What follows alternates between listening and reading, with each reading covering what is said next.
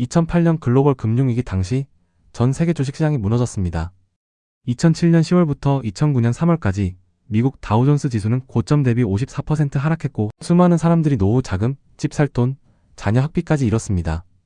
그런데 흥미로운 건 같은 시기에 오히려 대규모로 투자를 한 사람들도 있었다는 겁니다.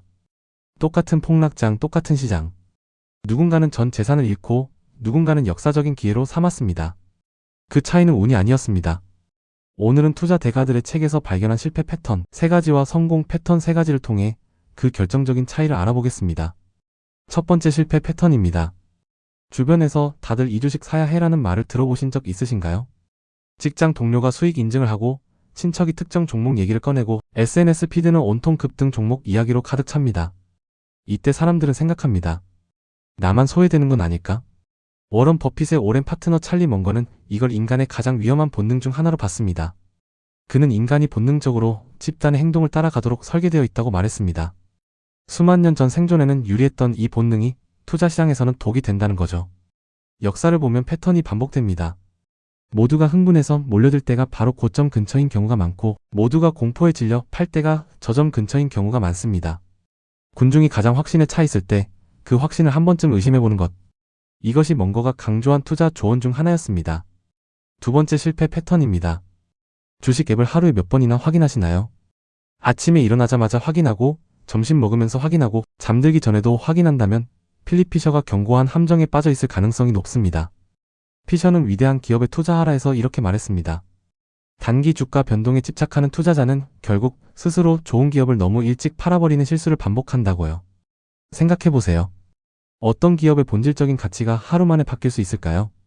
오늘 주가가 3% 올랐다고 기업이 더 좋아진 게 아니고 5% 내렸다고 기업이 갑자기 나빠진 것도 아닙니다.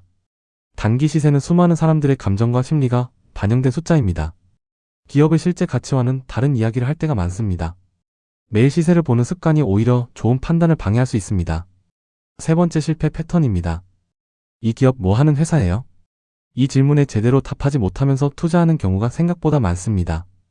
피터 린치는 전설로 떠나는 월가의 영웅에서 일반 투자자의 가장 큰 강점으로 일상에서 좋은 기업을 먼저 발견할 수 있는 능력을 꼽았습니다. 반대로 가장 큰 약점은 그 강점을 무시하고 전혀 모르는 분야에 투자하는 것이라고 했습니다. 복잡한 기술 구조를 가진 기업, 사업 모델을 이해하기 어려운 금융 상품, 누군가 귀띔해준 종목, 이런 것들에 남들이 오른다고 하니까라는 이유 하나로 돈을 넣는 순간 그건 투자가 아니라 도박에 가깝습니다. 내가 설명할 수 없는 것에는 돈을 넣지 않는다. 단순하지만 강력한 원칙입니다. 자, 이제 성공 패턴으로 넘어가겠습니다. 워런 버핏이 수십 년간 반복해서 한 말이 있습니다. 다른 사람들이 탐욕스러울 때 두려워하고 다른 사람들이 두려워할 때 탐욕스러워져라. 말로는 쉽습니다. 하지만 실제로 시장이 폭락하고 모두가 공포에 질려 있을 때 침착하게 매수 버튼을 누를 수 있는 사람은 극소수입니다.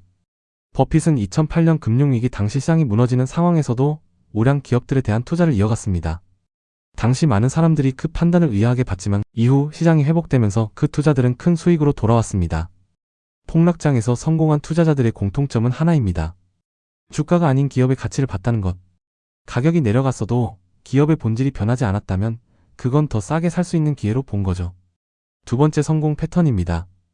모건 하우절은 돈의 심리학에서 이런 이야기를 합니다. 워런 버핏 재산의 99%가 50세 생일 이후에 만들어졌다는 사실 알고 계셨나요? 버핏은 10살 무렵부터 투자를 시작했지만 복리의 힘이 폭발적으로 작동한 건 수십 년이 지난 이후였습니다. 복리는 단순합니다.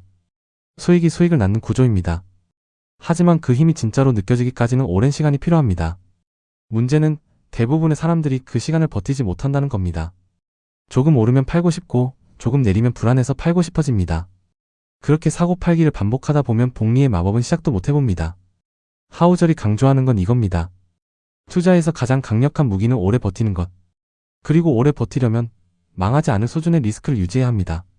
분산 투자하세요 라는 말 많이 들어보셨죠? 그런데 분산 투자에도 함정이 있습니다.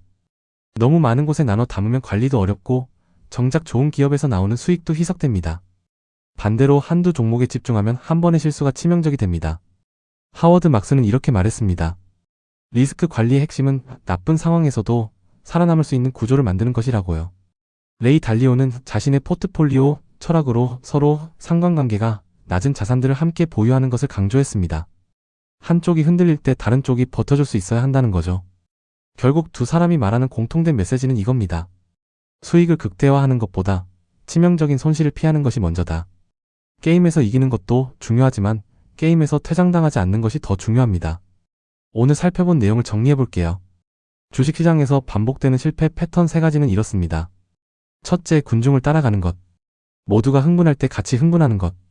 둘째, 단기 시세에 집착하는 것. 매일 주가를 보며 감정적으로 반응하는 것. 셋째, 이해하지 못하는 것에 투자하는 것. 설명도 못하면서 남의 말만 믿고 사는 것. 반면 오래 살아남은 사람들의 성공 패턴 3가지는 이렇습니다. 첫째, 폭락을 기회로 본 것. 공포 속에서도 기업의 본질을 봤던 것. 둘째, 복리의 시간을 믿고 기다린 것. 사고 팔기를 반복하지 않고 오래 보유한 것. 셋째, 치명적 손실을 피하는 구조를 만든 것. 수익 극대화보다 생존을 먼저 생각한 것. 어떻게 보면 대단한 기술이 필요한 게 아닙니다. 하지 말아야 할 것을 하지 않는 것. 그것만으로도 절반은 성공에 가까워질 수 있습니다. 오늘 소개한 패턴들, 지금 내 투자 습관과 비교해 보셨나요? 솔직하게 한번 점검해 보세요.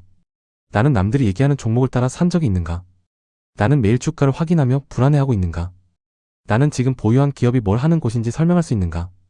이 3가지 질문에 솔직하게 답해보는 것, 그게 오늘 할 수 있는 가장 좋은 투자 공부입니다. 오늘 영상이 도움이 됐다면 좋아요와 구독 부탁드립니다. 감사합니다.